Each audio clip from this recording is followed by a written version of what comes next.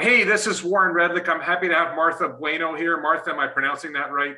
That is correct. So that means you're good. Bueno means good in Spanish. Yo hablo un poquito de español. Martha lives in Miami, just south of me. I live in Coral Springs, Florida. Martha is running for office in Miami-Dade County. And I wanted to talk to her both about her campaign, about her libertarian views and what she's doing as a candidate.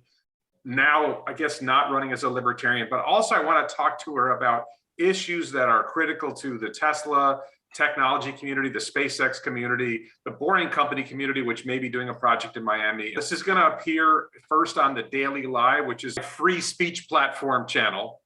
And then I'm going to edit the video and post the stuff that's safe for YouTube on the YouTube channel with a link to the free speech channel. Could you just tell the audience a little bit about yourself? Who are you? What led you? And who are you and what are you running for? Okay, so first off, my name is Martha Bueno, as you said, and I am running for Miami-Dade Commissioner in District 10. That is the area of Fontainebleau, Westchester, and West Kendall. It's a really large area with over 126,000 registered voters. And what does a commissioner do? Well, commissioners manage pretty much everything of your life as long as it's local. We manage all of the property tax money that comes in, as well as other monies that come into the county. And it is a budget of over $9 billion annually that the Miami-Dade commissioners run. So it's a huge seat, and it definitely affects everybody living within this county. Now, who am I? I am the daughter of two Cuban immigrants. My father was a political prisoner in Cuba. My mother broke him out of jail. And they came to America with nothing, not a penny to their name. And they've built companies, and they instilled that value, those values in me. I am through and through an entrepreneur. I've built several companies. I started my first one with my mother when I was 17. And the last company that I exited currently sells over $50 million a year and employs over 100 people. I believe that people know what's best for them and their money. And the government has proven time and time again that they just don't. And so I wanted to use my entrepreneurial spirit, my love for my city. I've except for the 15 years back and forth that I lived in Venezuela, my father had a business there. I have been local to Miami, and this is my city, and I don't intend to ever leave it. And I want to just make it freer. I want to make it the place to come. It is currently the crypto capital, and I see that as a good thing. I think that crypto is the future. I see a future for Cuba to be free using crypto, particularly the privacy coins, but we can get into that later. And so to me, there's so many things that government does, especially on a local level, that hinders innovation, that hinders, just what we can do. Miami, particularly, is a city of immigrants. There's very few local native born who have been here for generation after generation. This is a city that was built on immigration. And I think it shows that immigrants that come to this country don't necessarily come here for a free ride. We come here for opportunity. And Miami is the land of opportunity. And I hope to be able to win this seat and be able to continue that legacy. Okay, great. So for people who don't know, Miami-Dade County, I lived in Palm Beach County, and I now live in northern Broward County. And when I lived in Palm Beach County, we're pretty snobby in Palm Beach County. And I used to joke that we're going to build a wall and make Broward pay for it because, but there's this almost like this sense of fear or dread about Miami and Miami-Dade. Miami-Dade, for those people who don't know, there's something very special about Miami-Dade that's probably more extreme than anywhere else in the United States. 85% of the homes in Miami-Dade County have a different language as the first language in the home than English. Mm-hmm. Predominantly Spanish, but probably also Portuguese, probably also Creole. So English is rare. And I had my own personal experience that we took our daughters to some amusement park that had like some water features, and our daughters got wet. We're driving home. We stopped at the Walmart in Doral. Walk into the Walmart, and so I dropped them off. I parked and walked in, and I see somebody wearing a Walmart uniform. I say, "Excuse me, where's the girl's clothing?" And she looked at me with this blank stare. And I did in my best Spanish, ¿Dónde está la ropa para las niñas? And she went blah, blah, blah, blah, blah, blah, blah. And I walked where she pointed, and I was like, wait, do people who work at Walmart don't speak English? Like that's like because I come from Albany, New York, where everyone speaks English. There's a fair Puerto Rican population and they all speak English.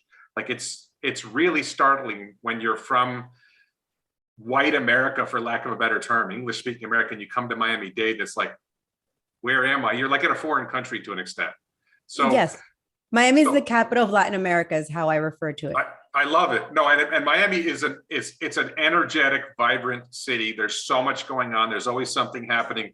Not always good things, sometimes bad things, depending on your perspective, but it's a lot of fun and it's a little crazy and I love it. I do too. The energy is crazy. And I just have to say that Miami is that way. We don't have to learn Spanish because so many people speak Spanish. So other communities, tend to assimilate and learn English faster. The Hispanic community in places like Hialeah, for example, that is about 100% people there speak Spanish. So it is very case by case. If you go to Miami Beach, you might not encounter anyone who speaks exclusively Spanish. So it just depends. It's a huge county and it's very hard to say that all of it speaks Spanish. Here in Kendall, English is, it's a vast majority. My own grandparents came to America in their late 50s and they passed away not knowing English. So yes, you can live here. You're in, your lifetime and not learn English, but I'm not advocating for that. Well, one simple example of this is I'm an attorney. I'm actually about to be retired as an attorney, but I appeared in court in Miami-Dade and there was an interpreter in the courtroom. Right. And then it just happened to be in traffic court in Palm Beach County one time.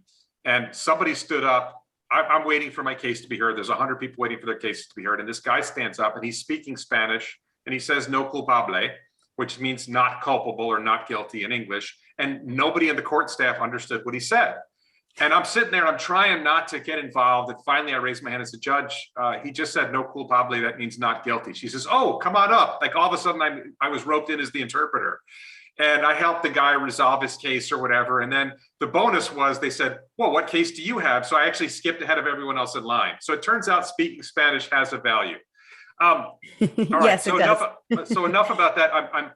There's a particular libertarian issue I wanted to talk about. I identify as libertarian. Well, sometimes I joke that I used to be a libertarian, but I don't believe in that much government anymore.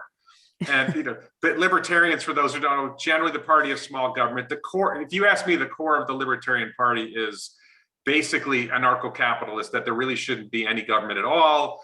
There's a whole lot of arguments within the Libertarian Party about who's a real libertarian, who isn't a real libertarian, what is real libertarian doctrine. Just like there is in the Republican Party and the Democratic Party, our arguments just tend to be more flamboyant. We have a little bit stranger people some of the time. Although I gotta say the major parties are giving us a run for our money on crazies in their parties too. So what's your take on being a libertarian? What does it mean to be a libertarian for starters? And we'll talk about why you're not a libertarian for purposes of this campaign, but what's your take on the libertarian thing? So I have been a libertarian for a long time, and there's two things. You can be a libertarian and not belong to the Libertarian Party, which is my case currently. I am a libertarian. I will always be a libertarian. I believe in all of your freedoms all of the time, no exceptions, and that will never change. I believe I belong to a bigger movement called the Freedom Movement, which advocates for exactly that: less government, less intrusions into our lives. Now, what is a libertarian? A libertarian is somebody that believes that the state doesn't know you better than you know you. The state advocates for taking 40% of your paycheck and spending it on your behalf because they and only they know what's best for you. And we've seen the state use it for war, which hopefully we don't see that escalating, which is a tricky subject at the moment. It is happening, and I don't want my tax dollars used for that.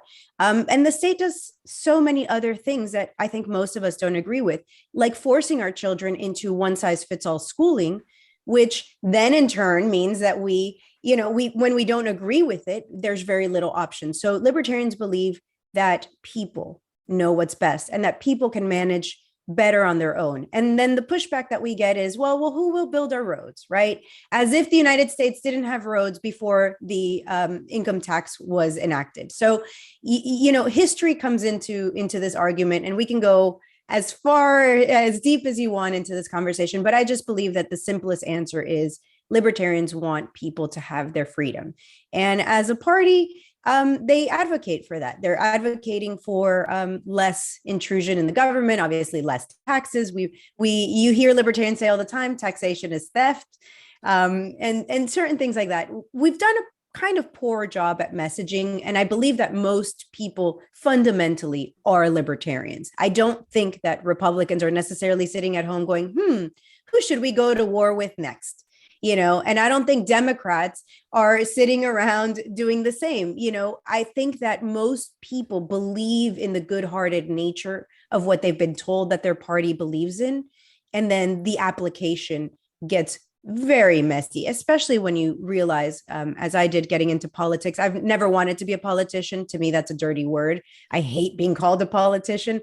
So when you go into that world, you realize that there's a disconnect between what people believe politicians do and what they're actually doing. And I'm here to be vocal about it. I want people to know that the reason I got into my own race is because I would go speak to these politicians when they're up on the dais in Miami-Dade County and they were making decisions for us. And I'd make a great case in under 2 minutes because that's all we're afforded. Now it's down to about a minute, which is even worse. So they don't really care to hear from us. And why would they? They already have their minds made up. They've already received money from the applicable people who are paying them to get what they want pushed through. And I'm tired of it. And I hope other people are as well. I'm just going to say, if you don't love Martha Bueno after hearing that there's something wrong with you. But there's this, I'm going to ask you, do you have this experience? I've discovered this thing I call the blank stare question. I'll ask somebody, how many countries do you think the United States should have troops in? Or how many countries do you think the United States should be bombing right now? Or name a country you think the United States should be bombing right now. Or how many people do you think government should kill in an average year, right?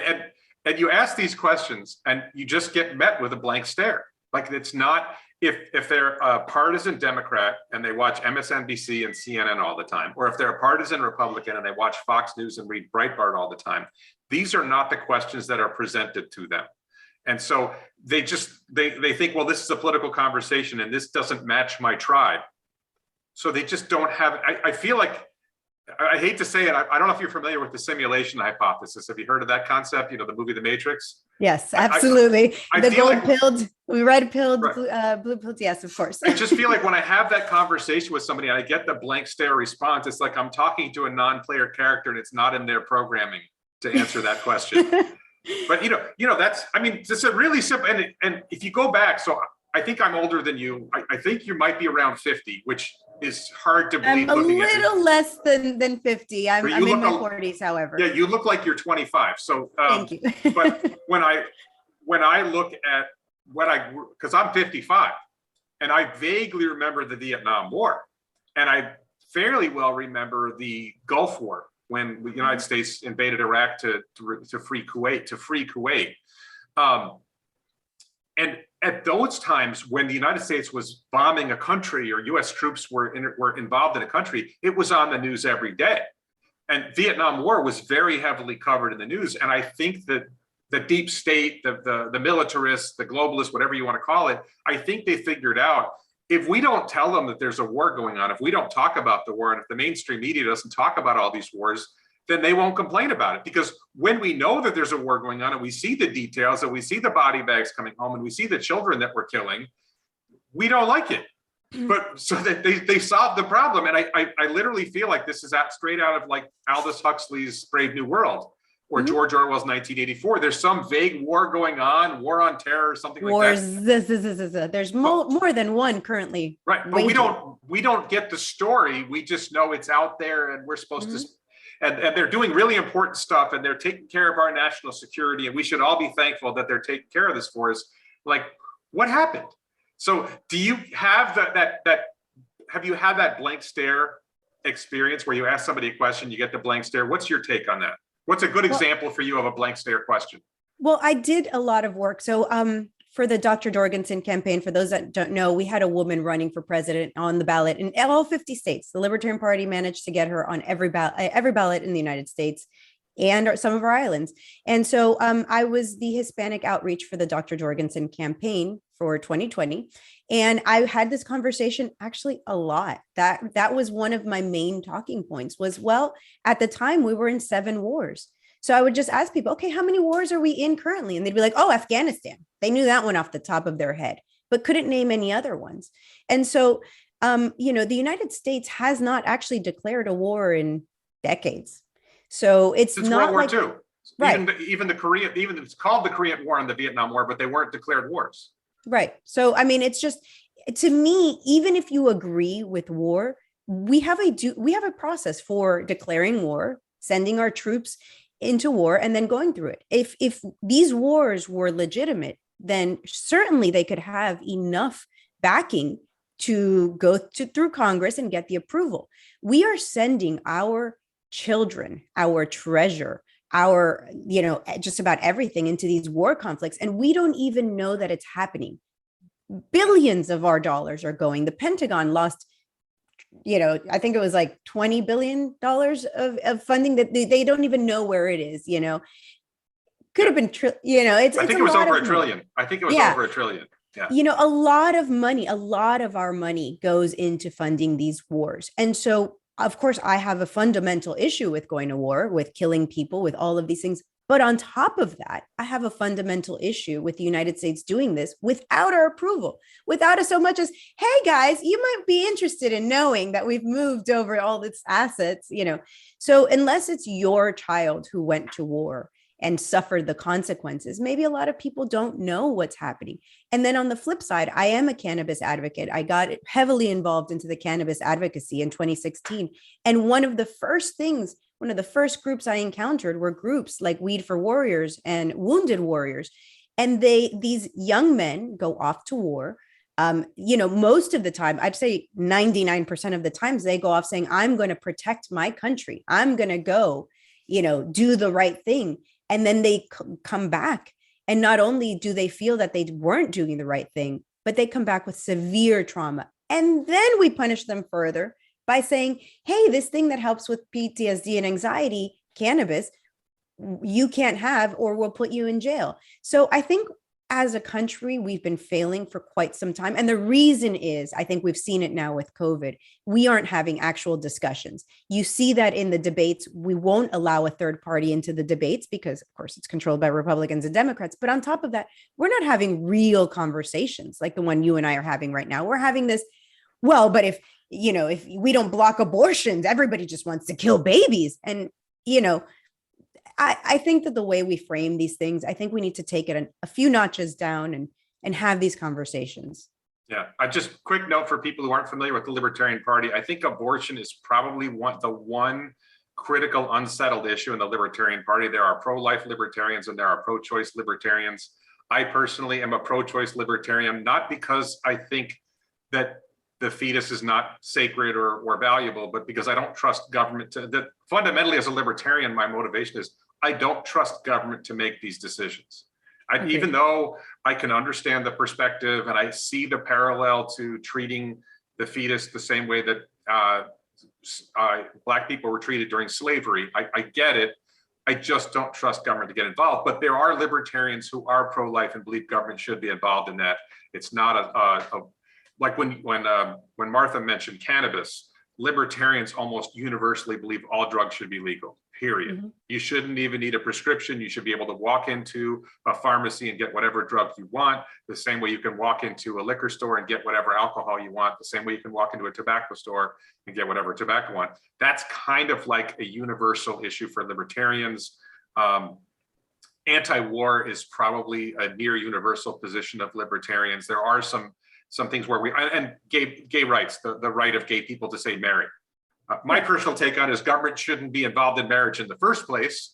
So if the Catholic Church wants to say we don't sanction gay marriage, that's up to the Catholic Church. And if the Unitarians want to say we sanction gay marriage, it's up to the Unitarians. And government shouldn't be involved in the decision at all. That would solve the problem. But libertarians generally believe that if we're going to have government regulating marriage and heterosexual people can get married, gay people can get married. And I think that's probably also a universal position of libertarians, just to sort of give people correct me if I'm wrong on any of that. No, you're correct. You're absolutely correct. And, it's funny because when you listen to Republicans and Democrats, they all are now, we support gay rights. Well, Great. I'm so glad you all do. I'm so glad you finally came to the table in the 2008 to 2012 era. I'm so glad that you have.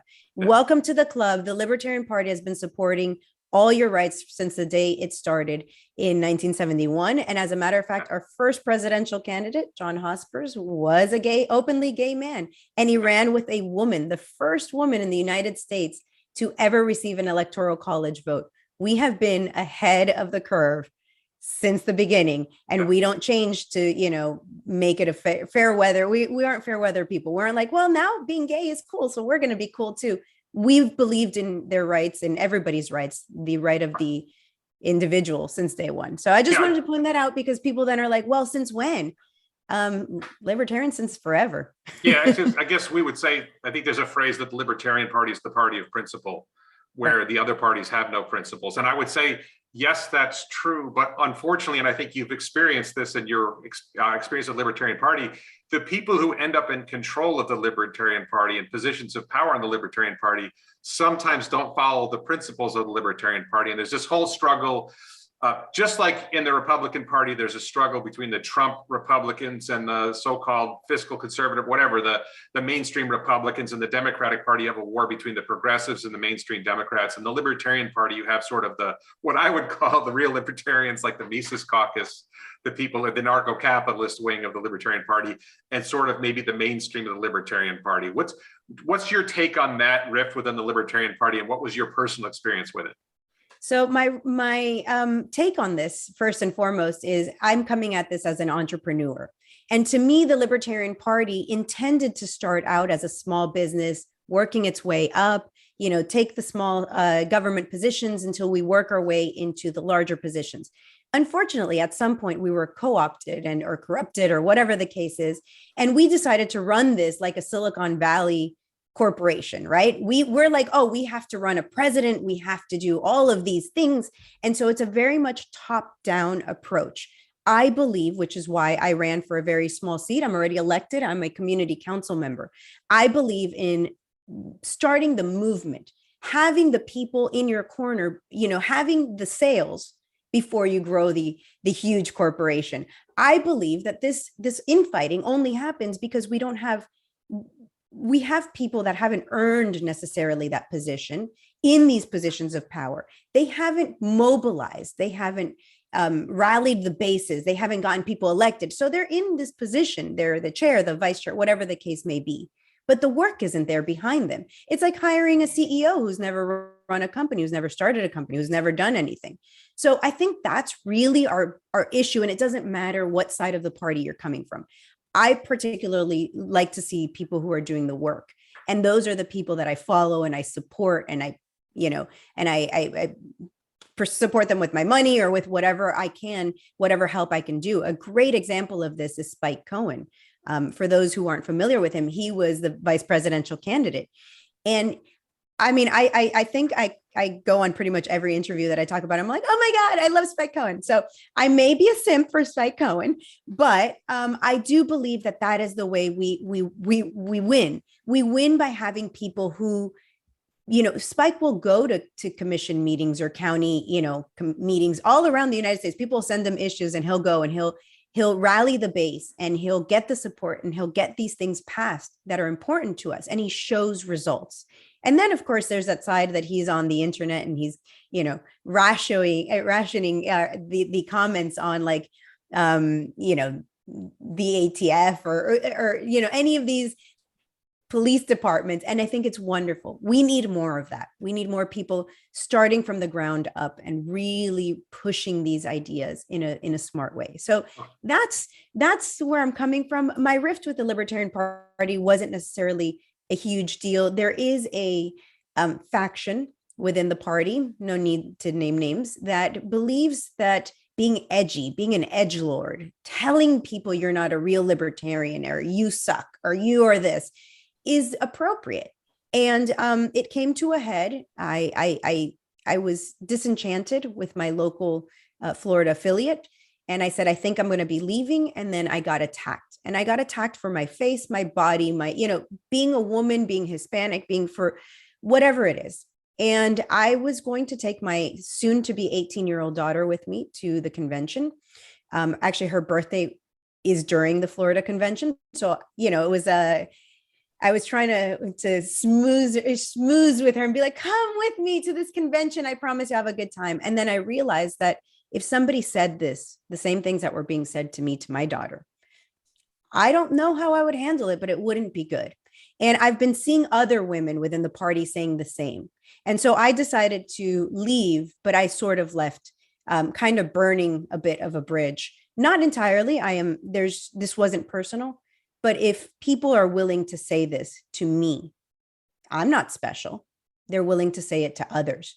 And it's the women who are maybe younger, maybe more vulnerable that I worry about. People like my daughter. I have a 19-year-old assistant that helps me out with my political stuff. I have to at least call it out. So that was my rift with the party. It's not pretty. It's not something that I necessarily want to talk about, but I do have to, because I will not tolerate this behavior, especially not within people who are seeking to bring more freedom to people. You can, absolutely, you can comment on anything I say, especially if you don't agree with my policies. And I do put my body out there. I have made some videos, and, I have, and I am willing to take it. I don't have thin skin. I can take it, but I don't agree with this happening to other women, especially those that aren't putting themselves out there. Right. So number one, we should start a club called Simps for Spike. I'm down with the Simps for Spike. I'm a simp for Spike. But on this topic, you said something about the party being corrupted in a way, and I have my own take on this, which I don't think is widely shared. I have this view that the Libertarian Party is potentially a threat to the establishment. Mm-hmm. Okay, that if the Libertarian Party was actually successful at getting a larger audience and making progress and getting people elected to more offices, because we actually have principles and because we actually pay attention to the issues, and because we mostly don't get distracted by other things that are not central to our mission, we would actually pose a threat to the government stealing our money and blowing it and giving it to their friends and wasting it. And so part of this theory, and part of this is driven by my experience in New York State, where there are third parties, there's something called fusion voting, where I've seen this. If you're on the ballot, if you in some states, if you're on, you can only run on one party line. In Florida, I believe, I don't think you can run on multiple party lines. In New York, you can run on 3 different party lines, and they add your votes up. So there's a huge incentive for the Democratic Party, let's say, to get control of the Working Families Party or the Green Party, or for the Republican Party to get control of the Conservative Party. In Albany County, where I'm from, the Democratic Party controlled the Conservative Party, right? Which is just crazy, but that's the way it works. And in Republican counties, the Republican Party might control the Working Families Party. There's all these little crazy, and then there's the Independence Party, which sort of, whichever party is dominant in that county, what happens is the party leadership will take 3 people and say, hey, I want some of your cousins and kids to register in the Independence Party so that we can win the Independence Party primary and get our candidate up. So I've seen it from that perspective, but that's real, and that's not something that can be disputed. I have this view that if you were in control of the establishment, if you had a lot of power and you had operatives, you might take a few operatives and plant them in the Libertarian Party or in the Green Party. It's not just the Libertarian Party that I'm talking about, in third parties that you believe might be a threat, and have them engage in behavior that's disruptive to the party. So you have somebody, you have a national convention, you have a guy get on stage, take his clothes off, right? You have a guy who wears a boot on top of his head. Oh, but I like the guy that wears the boot on his head. I'm not saying he's one of them, but the visceral appearance of that kind of character turns off the mainstream to the party. The infighting, some of the infighting, I genuinely believe, and I've seen it, and I don't know your position on this individual. I Googled you in advance to see whether I could see any connection between them. There's a guy named Roger Stone. Roger Stone was involved in the Miami-Dade Libertarian Party and the Broward Libertarian Party. He's a longtime Republican operative who seems to somehow get involved in libertarian politics, worked on the Gary Johnson campaign. As I understand it, he actually burned the Gary Johnson campaign in 2012. There's some underlying story there that has never been revealed about what actually happened between Roger Stone and Gary Johnson.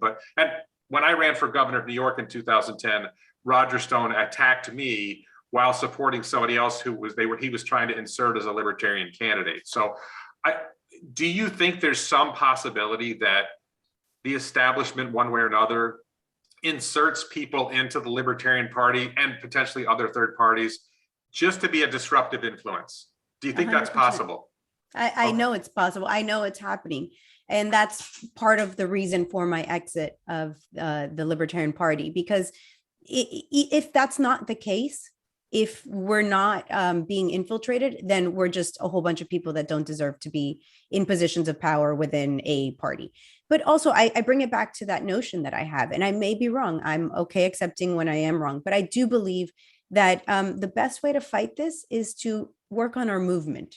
You know, when we're fighting over who's going to be chair or vice chair, and we're cutting each other down for these positions, we don't need that. And I mean, I look at the people who are running for all of these positions again, and while it takes a lot of work and I appreciate what they're doing, we don't have necessarily the best examples of people who have achieved freedom in their own necks of the woods that can then come up and take this large position and say, I've run this campaign, I've done this thing, and here are my results. Therefore, I can do this, more. So yeah, I agree. I think that there's a lot of, I would say probably more from the Republican Party. There's this notion that we pull harder from the Republican Party than we do from Democrats, which to my experience, I've not seen that. I've seen equal pulling. The thing is, and I maybe sound too Pollyanna in this. The thing is, we all fundamentally want the same things. We just don't agree on how to get there. But I don't know anybody that's like, you shouldn't have healthcare. I don't know a single person that wants that, right? I think we all want the ability to, if you need a medicine, be able to afford it, have access to it, and have it be the best medicine it can be. Now, we disagree on how to get there. If you talk to a Democrat, it's Medicare for all. We all are entitled to this thing, or if you talk to Republicans, it's, but you have to do this thing maybe to get that. So, but fundamentally, we all just want to be left alone. We all want access to it. So, I think we're just going about this the wrong way. Yeah, I'm going to disagree with you a little bit. I think that most of us are libertarian in that, the phrase, the consent of the governed. This is one of this premises underlying Western political thought, is this idea that government governs by the consent of the governed. And one of the blank stare questions I love to ask people is, tell me something that you like doing that you consent to government stopping you from doing, including putting you in a cage or killing you if you continue to do it. Or tell me something you don't want to do that you consent to the government forcing you to do. And if you don't do it, government could put you in a cage or kill you for doing it. And nobody consents to be governed. Nobody wants that kind of government. What a lot of people want, what makes you and I different, what makes libertarians different largely is a lot of people who are Republicans or Democrats want government to govern other people. I want you to stop those people from doing that. Leave me alone, don't touch me, but I want you to control those people. Where you and I recognize, well, if I want my freedom, then those people should have their freedom. And maybe I don't like people smoking marijuana, but it's not my place to control what they do. Maybe I don't like abortion, right? I actually personally do not like abortion. If someone in my family got pregnant, I would say, have the baby, I'll take care of the baby, whatever it is, I want to support that. And whatever. And I can't say there's no circumstances when I wouldn't support an abortion, but generally, on a personal level, I'm pro-life, but I don't want government making those decisions. And that's a huge distinction, is Republicans want, like, you're in the doctor's office. We were talking about healthcare a second ago. You're in the doctor's office. You're making some important healthcare decision. How many bureaucrats do you want in the room with you and your doctor? How many politicians do you want in the room with you and your doctor? You want none. So why do you want bureaucrats and politicians in the room when somebody else is in their doctor's appointment? And that's whether if the doctor wants me to take heroin, if the doctor wants me to take marijuana, if the doctor thinks I should have it, if we decide I should have an abortion, not have an abortion, that's between the person in the room with the doctor and the doctor. And I don't want government politicians and bureaucrats or insurance company, court, whatever. I don't want anybody else in that room making those decisions. So I think that's a libertarian, but there's a lot of people on both parties who do want bureaucrats and they don't conceptualize it that way. That's the blank stare problem. But ultimately, the policy positions they push mean bureaucrats and politicians have to be in that room with you and your doctor. One of the issues that I've been seeing, especially now, but I had been seeing it before with the cannabis issue, is that our elected politicians do make medical decisions for us, despite not having any medical experience whatsoever. So I had seen this before in my cannabis advocacy. The reason I became a cannabis advocate, I had never smoked the plant myself. I had never done anything, but I became an advocate after going to an event here in Florida where I heard a panel of people. And one of the people who stood up, she's now a good friend of mine, Giselle Delgadillo. Her son, Bruno, has Dravet syndrome. And she was there to talk about how cannabis had affected her son. Dravet syndrome is an extreme form of epilepsy. He would have over 300 seizures in a single day. This is a child who was diagnosed with this at 6 months of age. So it was devastating, obviously. And his mother was desperate to find any solution. And of course, she went the traditional route that all of us parents do. We take him to the doctor, hospitals, every specialist. And the best they could do was give him all these medicines, including things that weren't even approved in humans, things that were approved in animals. And nothing really helped until she got contacted by somebody within the cannabis community who flew her and her son out to California. And they started a regimen with doctors on cannabis. And her son over time went from over 300 seizures a day to less than one a week, or about one a week. And he started improving, gaining weight, doing the things that are normal for a child of his age, being able to hold his head up, then being able to stand and be, I venture to say that Bruno will maybe never be, quote, normal, but he has improved so drastically. And the thing that stopped me in my tracks was listening to a mother. I'm a mother of 4 myself. Was listening to a mother say that she had to risk her life. She's a single mother. So if she would have gone to jail, her son would have had nobody to take care of him. She was risking her life, her freedom, to get the medicine that her son needs. And as a mother, I understood that intrinsically, and it hit me in my core, because I know that if any one of my kids needs something and there is a bureaucrat somewhere stopping me from getting it, there's nothing I wouldn't do to get it anyways. Right. And so that is where I have a fundamental problem with how our laws are currently written. If you are dying, you have a right to try a medicine that may kill you. You have the right to do this. You have the right to end your suffering. And to me, it's the compassionate issue. Great. I understand that Republicans and Democrats want to stop other people from accessing these things, but we do this on such a level that good people have to go through horrible things in order to save their own children. And I can't stand by quietly. So that's why I became an advocate for that. And that's why I think medical issues, I agree with you, 100%. You don't want a politician, somebody who's just there, who doesn't maybe understand all of the things we're talking about, making these decisions for us. I think it's absolutely horrific. And gosh, we need to end that. Because I voted for Ron DeSantis. I'm a registered Democrat, by the way. Just full disclosure, I'm a registered Democrat because in Palm Beach County and in most places, the elections that matter most are the primaries. Mm-hmm. And since in Palm Beach County, the Democrats win the general election, your most significant vote is who you're voting for in the Democratic primary. So that's why, and I'm in Broward County now, so I'll probably stay a registered Democrat. Fortunately, I voted for Ron DeSantis, was what I was going to say. Because I didn't vote for the Libertarian candidate for governor, which is very unusual for me. I will almost always vote for a Libertarian for an office like that. And Andrew Gillum was the Democratic candidate, was so bad. And Ron DeSantis seemed pretty good. I'm like, okay, I'm going to vote for DeSantis this time. And it's like the one time in my life I can think of where I voted for a Republican for an office at that level and actually feel good about it. That we live in, I call it the free states. I have friends in New York and California and Massachusetts or whatever. And at one point I was driving with with 3 others. We drove across the country from California to Florida. And when we crossed the California border into Arizona to Mexico, I forget which state is next, I said, welcome to the free states, right? I think it's Arizona. Welcome to the free states.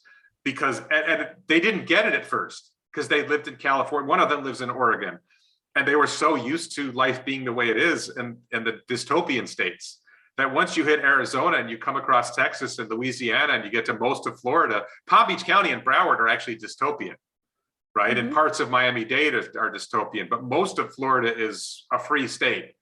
And we're lucky that we have Ron DeSantis protecting our rights to be free in this state. So the one thing people should take away from this experience is that we can never trust government and media to tell us the truth.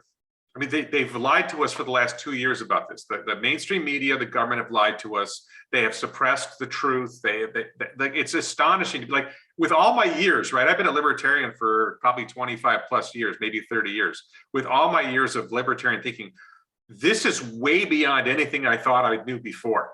The level of the corporatization of the media and how the media just parrots whatever the government wants. I don't know if you follow. This is actually one of the questions I wanted to ask you this question. One of my blank stare questions for people. I ask, name a dissident that you follow, or name a journalist that you follow. It's kind of an interesting experience. I was talking to a woman who writes for I think the newspaper that's in Palm Beach, the town, not Palm Beach County, but the town of Palm Beach.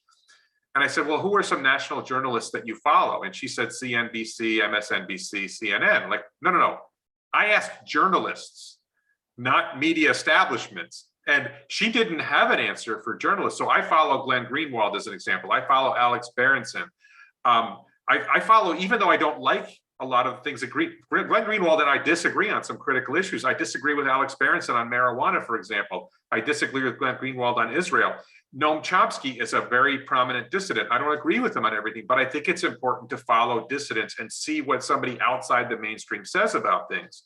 And if you ask people to name a dissident that they follow, most people have a blank stare. This has been like a real, like, as much as I've been a libertarian, as much as I've been concerned, I've been shocked at how bad it became and how many people went along with it. How many, like, I feel like, I don't know if you feel like this. I feel like I lost a lot of friends. Imagine that kind of freedom. But yes, I agree. I was in LaBelle, Florida. I received my hemp license. I'm a fifth generation farmer, and I applied for the hemp license and received it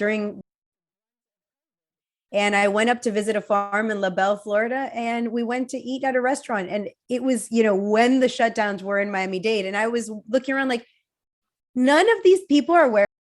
This is amazing. Like, this is the freedom people come to Florida for, not for what we did in Miami. And I agree with you. I think that it's, the depths of what we've done to people, we won't know for a while, especially young children, babies who were born during this time that weren't able to see faces.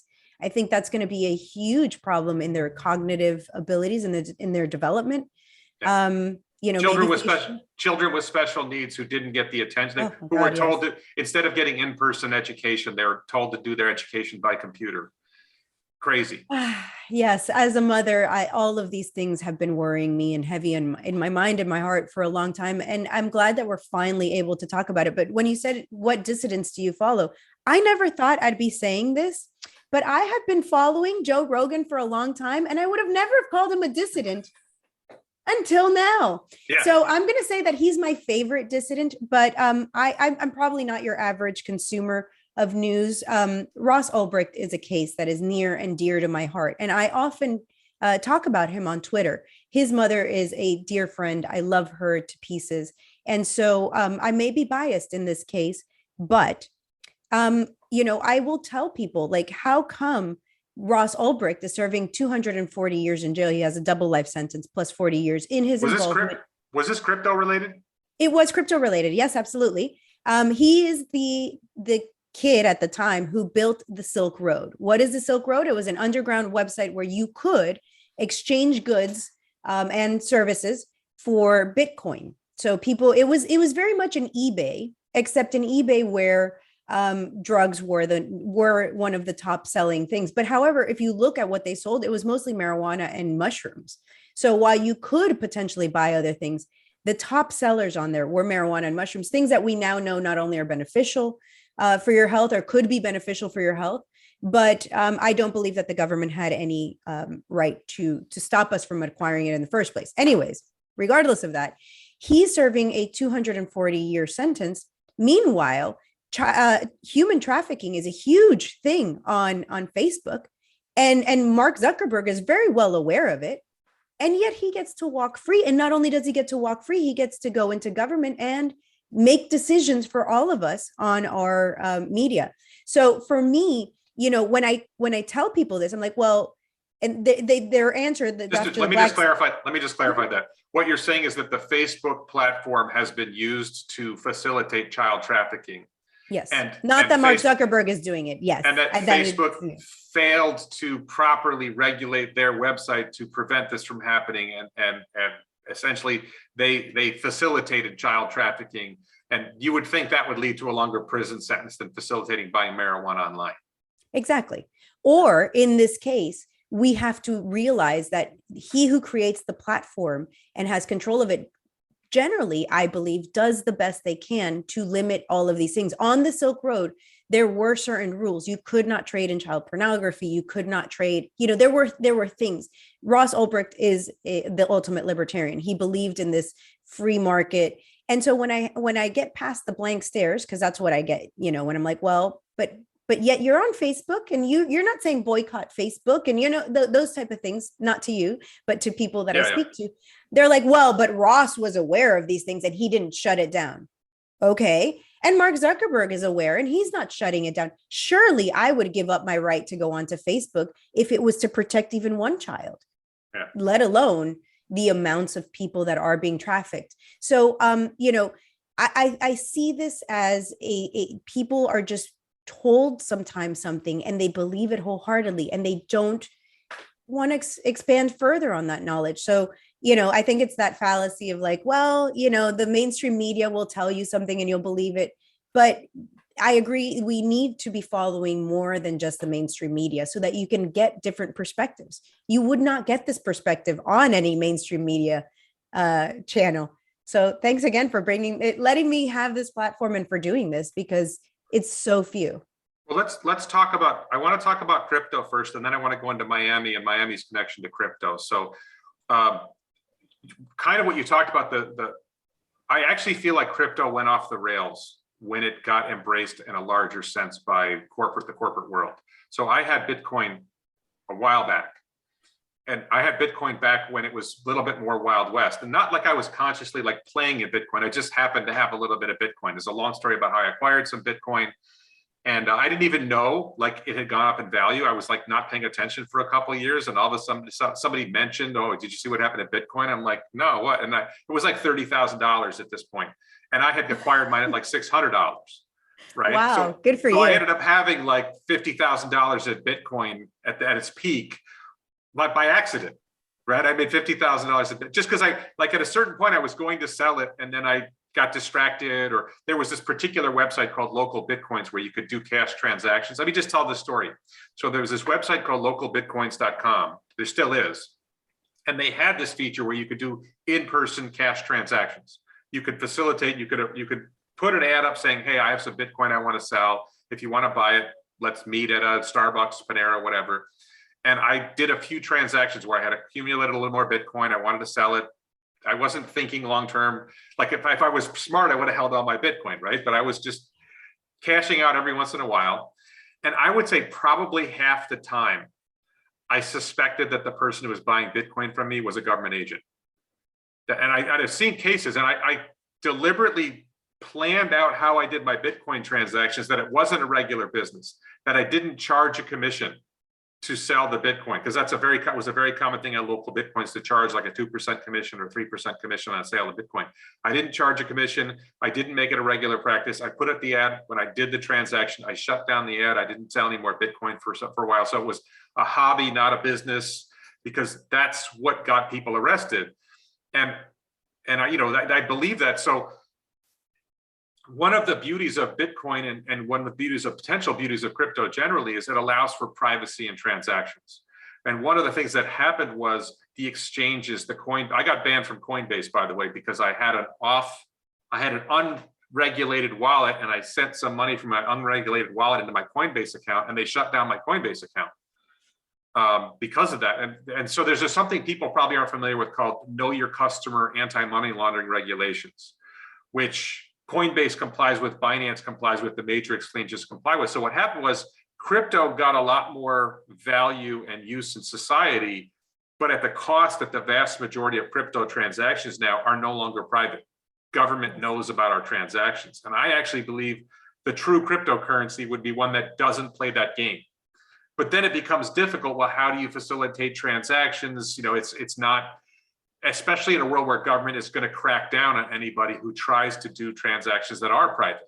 So am I making sense here? I don't know, how long were you involved in crypto? What do you think about that? So I am one of those people that I want to smack myself for not having purchased Bitcoin. But I've known about Bitcoin since, I mean, the beginning. I went on the Silk Road. I had never tried drugs at that point, and I went on the Silk Road. I'm like, look at this, like, you know, because I was a libertarian. I wasn't there to buy. So therefore, because I wasn't there to buy, I didn't buy Bitcoin at that time when it was like pennies, you know. And then one of my dearest friends, her son was huge into Bitcoin back when it was maybe $200 a coin, you know. So I've known about it for a while, and I really wanted to smack myself for not just, hey, here's 15 bucks, let me just leave it on this, right? But apparently I'm not the only one. Lynn and I have this conversation a lot. So imagine being Ross's mom and not having it either. So, you know, this is something that we're always like, I wish. I see a huge benefit in Bitcoin, and not only Bitcoin, in all crypto. Every crypto is different. I will not, you know, ever tell anybody which one to get or what to do. But there's a specific use case for Bitcoin, which we've been seeing in Venezuela. Venezuela is one of the top 5 countries trading in Bitcoin.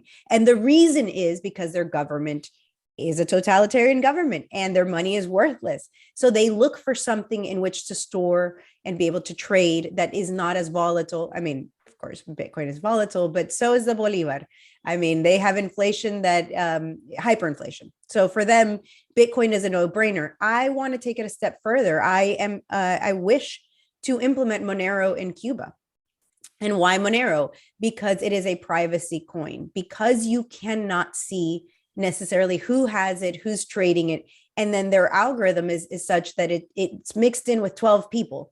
So if I send you money, people might one day be able to see that I had it and that you have it, but they won't know how much I sent you, or if I sent it to you or one of the other 11 people within the transaction. So I really think that while the government is really going hard and they want to know, and I mean, by golly, they want to know now $600 where you're trading it. So it's not going to get any better for us in fiat. It's not going to get any better as long as these cryptos are going down that path of trying to legitimize and get, you know, be able to be all things to all people. They're like, no, we're private, but also we want the government involved. So I see a case for Bitcoin, Ethereum, and all the other coins. And then I'd also like to see, you know, Monero keep pushing down that path of being the Wild West and having everything in between. I think there's space for everything. I think we need the Bitcoins of the world and we need the Moneros of the world. It's an experiment. We don't know. This is the first time we've had something like this. You know, that we've had this ability to do it. And with that, if you don't own your keys, you don't own anything. So if there's anything I'm saying of people that want to get into crypto, at least know where your keys are, and also get it off all of those exchanges. Own your stuff, put it on a cold storage wallet. Do not trust any of the wallets. And I am a Coinbase user, but Right. just know what you're doing. Get some information. There are Bitcoin meetups all around the country, and they are local and live. And I highly suggest people go to them. The one in Miami, I tend to go to now every month. I think it's fantastic. Yeah, let me just address really quickly the one of the use cases for crypto that I've seen early on, in the early days of Bitcoin in particular, was what's called remittances, which a lot of people aren't familiar with. Remittances are somebody comes from, say, Guatemala and works in the United States, and they want to send money back to their family. And the system for the Western Union or whatever systems there are in place to send, I think it's called envios, is that the word in Spanish? Mm-hmm. The system for sending money back to your family. High fees, slow transactions. You have to go to a, you know, you have to go a long ways to get to a place where you can get your cash. And crypto ends up being a better way to do remittances, to send money back to your family. That you do your job in the United States, work in a farm or whatever you're doing, you accumulate $1,000 in cash, you buy Bitcoin with that, and there's a small transaction fee on that.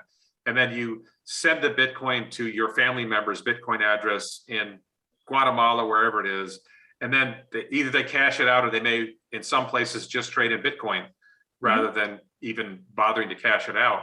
And the transaction is faster, the transaction is smoother, the transaction has lower costs, And so remittance is a great example where people will say, oh, people are using Bitcoin to buy drugs. Well, it turns out that the biggest use of Bitcoin that I was aware of was remittances. Mm-hmm. And it is, I've definitely heard of other countries in particular where they have far more fragile currencies than our crappy dollar, that crypto is taking a hold in some of these places as well. So it's great stuff. So let me turn this then to Miami. You said Miami is the city of crypto. What is Miami's connection to crypto? Why is Miami so special for that purpose? So I think first you have to start off with who's here in Miami. And the vast majority of people who are here are fleeing their government, whether it's from Latin America or it's from America. Because nowadays, you know, people who are coming here, you know, it's who's our number one population growth, or, you know, it's from New York. New York. Yeah, it is New York. And so, you know, before I think people couldn't understand why people from Latin America were coming and congregating in Florida. And now that we're getting this mass influx of New Yorkers, I think it's becoming more clear.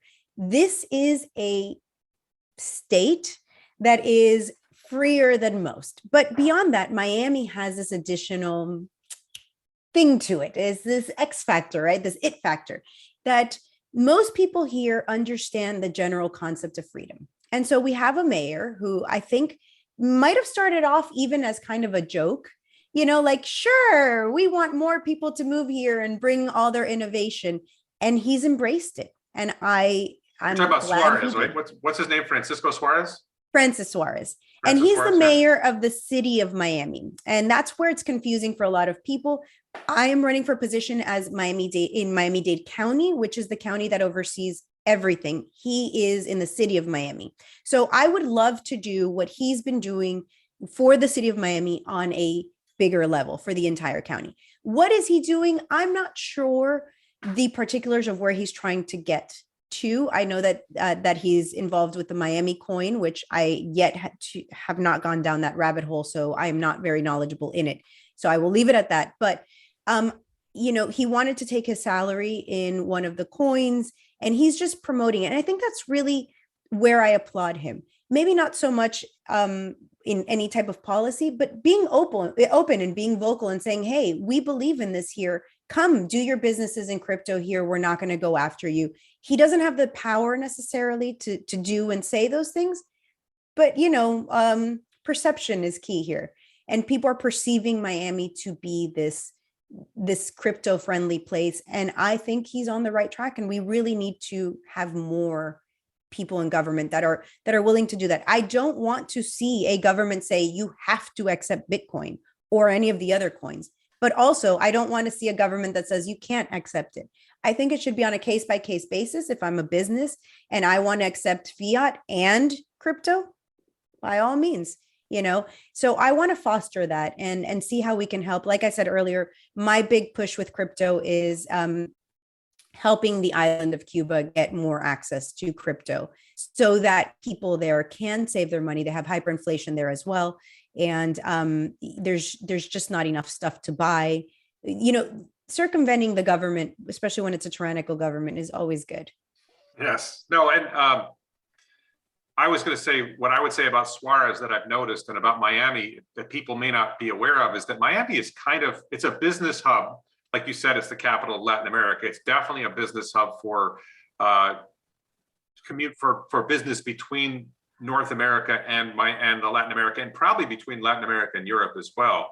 And I would say Suarez, my sense of him, like I don't know him that well, but my sense of him, he's just tech friendly. He wants to not just be a commercial hub, but also a tech hub. And Miami is just an attractive place if you want to get involved in that. I want to turn to another technology company that Suarez at least seems to have embraced, and also Fort Lauderdale's mayor I interviewed seems to have embraced. Are you familiar with the Boring Company? I am familiar with the Boring Company. I love Tesla and Elon Musk and all things.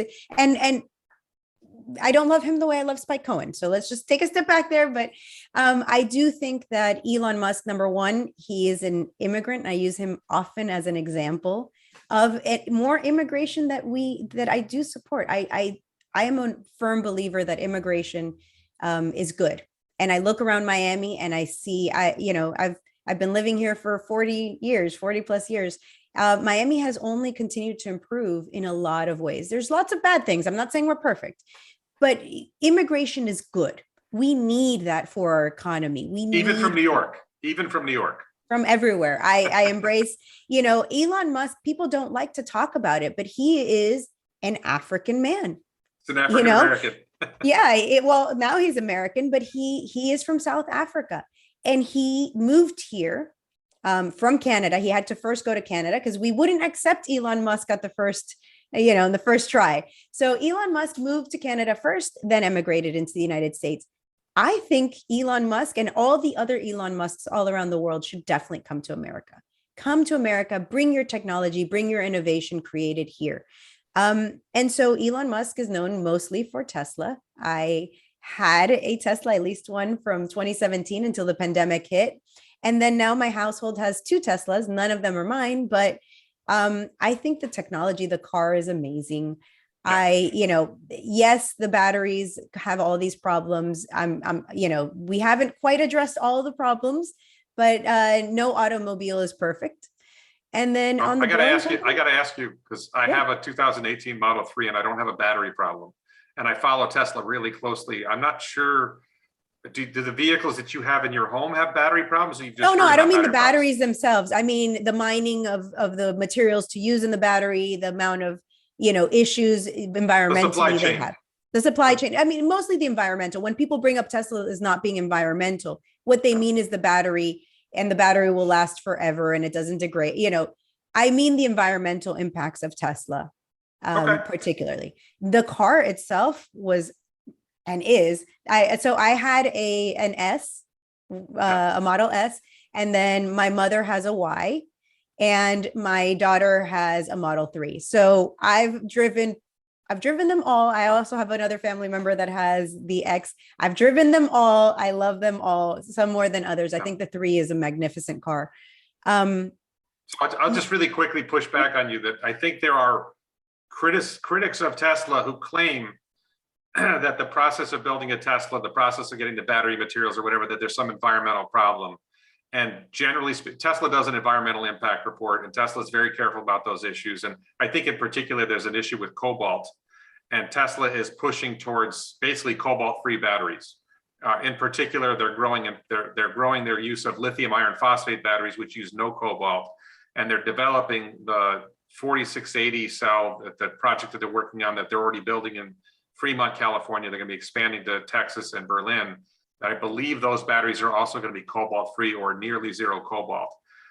Nickel mining, whatever, there's other mining that goes on, but anything that we do involves some mining and some other sources. But I wanted to go back to the Boring Company. So Mayor Suarez, there's this bridge in Miami called the Brickell Bridge that I believe is old and needs to be replaced. And it's been talked about in Miami for a while. And I believe there was a proposal to replace it with a large tunnel, and it was going to cost like $1 billion. And somehow Elon got wind of it. Maybe Mayor Suarez tweeted something about it, and Elon tweeted back, Boring Company can do that for 30 million instead of $1 billion you're planning on spending. And Mayor Suarez engaged with him and said, well, let's talk more. And apparently there's some conversation with Governor DeSantis was involved in this. And I know there's been conversations back and forth between the Boring Company and the mayor's office in Miami. Fort Lauderdale is in the process potentially of having a Boring Company tunnel system from downtown Fort Lauderdale to the Las Olas Beach. Anybody wants to check my channel on YouTube, I did an interview with Mayor Trantalis about that project, which is still not set, but it appears to be going forward. There's a lot of potential for Boring Company tunnels, not only for the Brickell Bridge, but around any large city to divert traffic from roads to underground, which has a lot of benefits. But what have you seen about the Boring Company proposals in Miami and or Fort Lauderdale or elsewhere? Is it something you've seen a lot of or only a little? What are your thoughts on that? I haven't seen a whole lot. So I do know that Mayor Suarez flew out, I believe it was to Texas, to meet with him, and did not actually get to meet with him. I think there was maybe some miscommunication there or whatnot. And I haven't seen any actual proposals coming through. I would wholeheartedly support if it's especially cheaper, and on top of that might solve our problems, and we might be the first or whatnot to do something like this. going back to Mayor Suarez, I think that he is pushing really hard to get those tunnels, the boring tunnels, but I haven't seen it actually proposed yet on the commission. That's his area. Downtown is his area, so he has the ability to do this. I don't know where they are on it. I would love to see it. I think that bridge is the problem with the bridge that you're talking about specifically is that it is too short and it's a drawbridge. So it constantly has to be open. The traffic just backs up. Having it go under the river would be fantastic. Yeah. Would alleviate so many issues. So I would love to see it. And if there's anything I can help, again, from the county level, if I'm elected to that office, I would absolutely be in favor of doing that. I mean, cheaper and better. Well, I'll say this to you. When your campaign is over, or if you have time, I've ridden in the Boring Company tunnel system in Las Vegas. The Las Vegas Convention Center deployed a Boring Company tunnel system, and they're doing a larger system in Las Vegas. And the basic story is, and you've probably driven through the Golden Glades interchange in Miami, right? Mm-hmm. If you're coming south on the Turnpike or I-95 and you're going into Miami, it's just this mess. There's really bad traffic. There's certain spots in Miami that pretty much any major city has spots where they have really bad traffic. And the idea is if you make a tunnel underground, you can make an arbitrary number of tunnels to take an arbitrary amount of traffic off of the roads, take it underground. You can't hit a pedestrian in the tunnels because there's no pedestrian traffic in the tunnels. You don't have road noise created by the tunnels because it's underground. You don't have air pollution because it's underground and because they're electric. Well, I mean, you can do the tunnels. I think the Brickell tunnel would probably allow for gasoline powered vehicles. But in general, like in the tunnel system they're doing in Las Vegas, it's only Teslas in the tunnels. Eventually, it'll only be EVs in the tunnels, which means there's no air pollution at all from the vehicles. And you can see yourself getting to a world where if a lot of the roads are underground, then a lot of the space is freed up, and you're able to get like in the Las Vegas system, for example, it's a 29-mile long set of tunnels, and with 51 stops. But one of the beauties of the system is if you think about ordinary mass transit, it usually stops at every stop along the way. The way the Boring Company tunnel system is designed, if you're not stopping at that, you're in a vehicle, it skips over all the stops in between your start and your destination. So you get there much faster, and you get there much more efficiently because it's an electric vehicle, and it's probably going to drive Uber out of business. It's going to drive a lot of mass transit out of business. The cost per mile ends up being extremely low. And then when we head to a world that I guess the next thing I wanted to talk to was robo-taxis, okay? That we're headed to a world, and your daughter has a Model 3 and your mom has a Model Y. They are both equipped with Tesla latest full self-driving hardware, and they have the potential to be fully self-driving cars. And you may have experienced autopilot on the highway yourself. I had the full self-driving. Well, they sold it to me. That's my one quip with Elon and Tesla, is that I was sold a full self-driving vehicle, and yet when I turned it in 2020, I still never had it. So I paid for it and I never got it. Well, so the answer to that is you paid for an option of having it when it actually works. So I have. Oh no, they sold it to me as we would have it December of 2017. That was their date back in 2017 when they were selling the vehicle. They have said we potentially will have it, but maybe I wouldn't have spent $7,000 on it. So I think their marketing has been maybe a little ahead of their capabilities, or what the government has, because I know that a lot of it is the government throttling them as well. So I'm not putting it on Tesla. No, I don't think it's the government throttling them. I think they just haven't been. They haven't been as successful as they hoped to in developing it as quickly as they wanted. But they're making a lot of progress now. And I have the latest version of the full self-driving beta software, and it's still not perfect, but it's pretty darn good. But where we're heading to is a world where it actually becomes safer than human drivers, safer than the average human driver, eventually much safer than the average human driver. I think it already is. To be honest, I had an experience in my vehicle that had I have not had engaged the, at the self-driving it still exists. It's what I had. It's gotten much better, but at the time that I had it, it already was using the technology to see what was in the road ahead of you and alert you and move the car out of the way if needed. So I actually was, I went to collect petitions on the other coast of Florida over by Naples for Allison Foxall back in 2017, I believe. And I was in a group of other libertarians in my car, and I was driving, and it was down Alligator Alley, which is a dark road with not a whole lot and lots of alligators. And I was driving probably 40 miles an hour, and I wouldn't have seen anything because there was a huge alligator, but it was standing, so it was completely up. Massive animal, and accidents happen there all the time with people running into them or over them. And I didn't see it. There's no way I could have seen it in my headlights. And the car started beeping and diverted me to the side. And I took control of the car and I pressed on the brakes and, was able to control the situation. But when we all saw what it was, we knew that if I would have hit that thing, we would have probably have died. We would have flipped. Something would have happened. The technology is already much better than what our eyes can do. And using your human eyes, I think the problem people have is where they think, well, it should be all or nothing.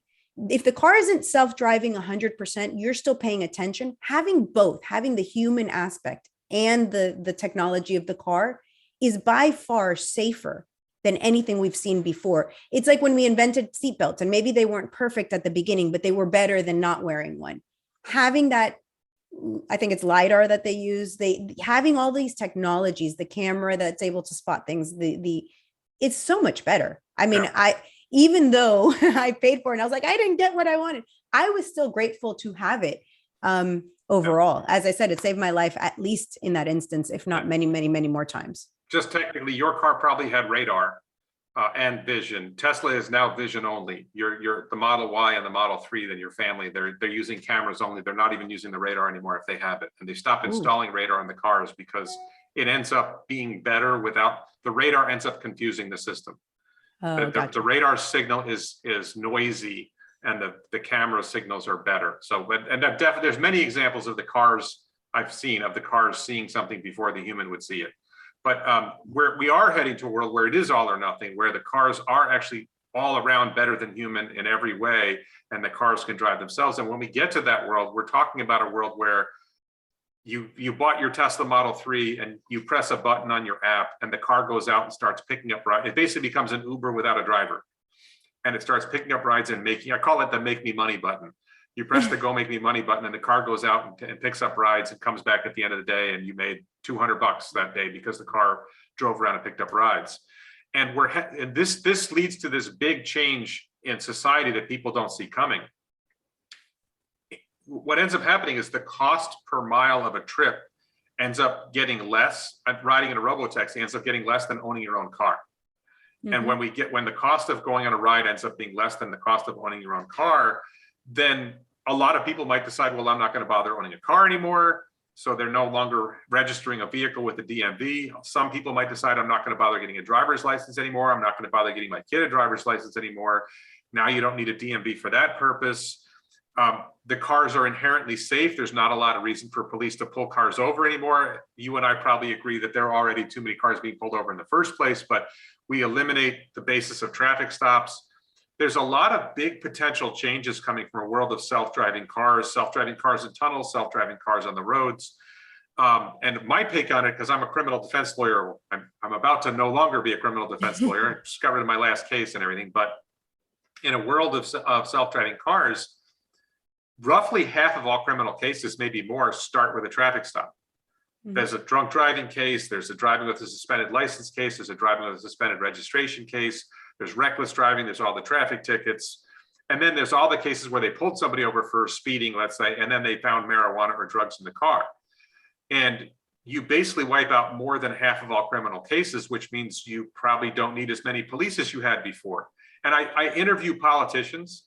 I have a playlist on my channel where I've interviewed politicians, like law, self-driving cars and law, something like that. And I ask, elected officials or candidates or bureaucrats, well, will we really need so many police in that era? And asking a politician, do we really need those DMV jobs anymore? It's like deer in the headlights. No, we can't eliminate. They never want to eliminate a job.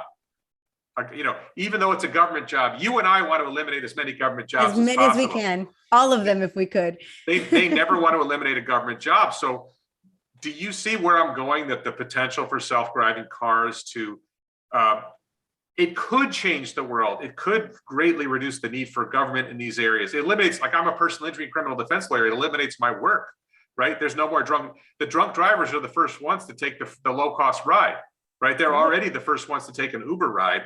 it's one of those comical things about Uber, by the way, is that Broward County resisted Uber. My hometown of my Albany, New York resisted Uber. These people who say that they're concerned about drunk driving are resisting what is clearly the best option out there for a drunk driver to say, you know, instead of driving, I'll hop in an Uber. And then you made Uber illegal. Right. I think it might still be illegal in the Keys. I think it's still illegal in a lot of places. I travel quite a bit, and every time I reach an airport and I'm like, why can't I get an Uber? They're like, oh, it's because it's illegal here. You just got to go outside of the airport area. Right. I mean, it is ridiculous to me that the politicians that are like, we need less drunk driving. Great. Uber solves that for the most part. Yeah. You know, it's a lot cheaper to get in an Uber than to have to pay your attorney to then defend you because you were drinking. Even somebody who isn't going to be a drunk driver. I don't drink a whole lot, but when I go out and I know that I might have a drink, I'm going to take an Uber. Yeah. One of my best friends does drink a lot, and he takes Uber when he goes out because he knows he lives in a place where you can take Uber. He takes Uber and he goes out because this is one of the critical mistakes. I wrote a book called Fair DUI. One of the critical mistakes people will say, well, if you've had too much to drink, don't drive home. Well, you're asking a drunk person to make a good decision. Right. The real solution is don't drive when you're going out. Right. And then you don't have you don't have to worry about parking. Well, but then you don't have I had cases as a criminal defense lawyer where the person had a plan. Like they got a hotel room. They were going to go out drinking and they were going to sleep at the hotel and drive back the next day. And then when this happened, that happened, whatever. And they got in their car and they drove home because they made drunk decision making. Drunk decision making isn't good decision making. If you take the option away from drunk you to drive a car, then you're not going to drive a car. So I just see a lot of potential, like it wipes out personal injury cases. If we eliminate car accidents, if self-driving cars are much safer than human-driven cars, we wipe out a lot of car accidents. Number one, we save a lot of lives. Number two, we save a lot of injuries. We wipe out a lot of emergency room work. We wipe out a lot of chiropractor work. There's this huge potential shift in society. And when I tell like my personal injury lawyer friend, hey, we're not going to have car accident cases anymore. Did you ever see there's this Simpsons episode where there's this lawyer character named Lionel Hutz, and he says, "Could you imagine a world without lawyers?" And he closes his eyes, and you can see he's thinking about a world where everybody's dancing and happy, and he goes, "Oh." I can give you another example of something that I just experienced. So again, I just got back last week from the country of Georgia over by Russia. This was my second trip there. And this time I actually got to meet with several politicians in the area. And I went to see, they have this house of justice where everything you want government to do, the passport, driver's license, is handled and very quickly. You can open up a business in Georgia in 20 minutes and for less than $20. I mean, these people have got it down to a science. And one of the things that I loved that I think we should definitely be implementing here in Miami is that all of their property, all of their deeds is on a blockchain. Right. So they have it all ready to go. If you and I decided to exchange property, we could do so in 20 minutes. Very easily. And that would eliminate the title companies and a lot of what the real estate attorneys do. So there's a lot of these examples that we could go down of things that would just eliminate these businesses. But then there would be, of course, I think this is the fear of people, especially people who don't want to eliminate government jobs, is, well, if we eliminate those jobs, then what's going to happen to those people? Just like Uber might have eliminated the taxi industry to some degree, it's now created a whole other industry of Uber drivers. So the same thing is going to keep happening. And that is my pushback on people who are scared of eliminating jobs because, well, this industry, they support me and they pay my bills and they get me elected. I agree, but we need to start innovating. We can't just hold back because this industry pays for you. And that's a lot of what I've seen with the lawyers. Obviously, I'm not going to be title company's favorite person. Right. But I'm okay with that. No, and I think the answer to that, I hear that a lot in a lot of different areas. And there's this whole topic called universal basic income that the universal basic income people hate me because I say it's nonsense. When automated teller machines came along, so maybe I'm that much older than you don't remember. No, I remember. we were told, oh, it's going to destroy bank teller jobs. And the end result was that automated teller machines made banks so much more efficient that they opened more branches and the number of teller jobs doubled. So the idea that somebody can predict what's going to happen in the job market based on some new technology that's coming along, well, they got it completely wrong with that one. That's a great example. Thank you. I will be using that. I've just taxed that from you. Thank you. You're cool. No, so if you look back, over the last, let's say 100 years, we've had massive wrenching technological change, massive technological improvements, and the end result has been more and better jobs. Absolutely. I mean, look at the post office. You know, when email was a thing, that was a huge issue. I don't know if you remember that one, where it's like, well, we're going to leave the postman without a job. We've yet to leave the postman without a job, but it should be easier and save the planet. You know, less paper, less airplanes maybe needing to move the mail, that we use email. I agree. I think that, you know, mostly it's people fear mongering about what will happen when this technology comes in. I've been to a Taco Bell that had automatic tellers. It's not great. You know, I don't think it's going to eliminate 100% somebody's want to go up to a window and say, hey, you know, I want this minus this thing. So people are just, they love to talk about that and be like, it's going to be horrible and all these jobs are going to go away. And some new ones will crop up. Right. Well, and I'm sure it'll make our lives better. If you insist on a minimum wage that's too high, then it creates an incentive for the companies to find ways of automating that job so they don't have to pay as many people. I mean, there's a whole thing we could get into about Tesla, but that would be going too far. We've gone on too long. So I don't really have any more questions for you. I've really enjoyed this conversation. Is there anything else you want to say before we end the interview? I think we've pretty much covered so much more than I thought we would. I think if anybody has any questions, I'm really open, especially on Twitter. I'm very available. My website is a little lacking at the moment, but it will be up to snuff hopefully soon. So if anybody has any questions, reach out to me. I'm on pretty much every platform as Bueno for Miami. Bueno for Miami. I love it. Yeah, I mean, I think I am Bueno for Miami. I really want to see more. And then, of course, the other side of that is if anybody has any suggestions on things that could improve the industry that a commissioner can do, also let me know, because I love hearing those ideas and seeing how we can implement it. Just recently, I saw something of a desk installed in public libraries that has like a little crib for mothers who are, you know, who need a moment to maybe do some work and they can't find it. So I think all of these ideas are great and I'd love to be able to implement and help people. I think if there has to be a government, it should be a government that at least works for us. All right. I love the way you just said that. Thank you very much, Mark Bueno.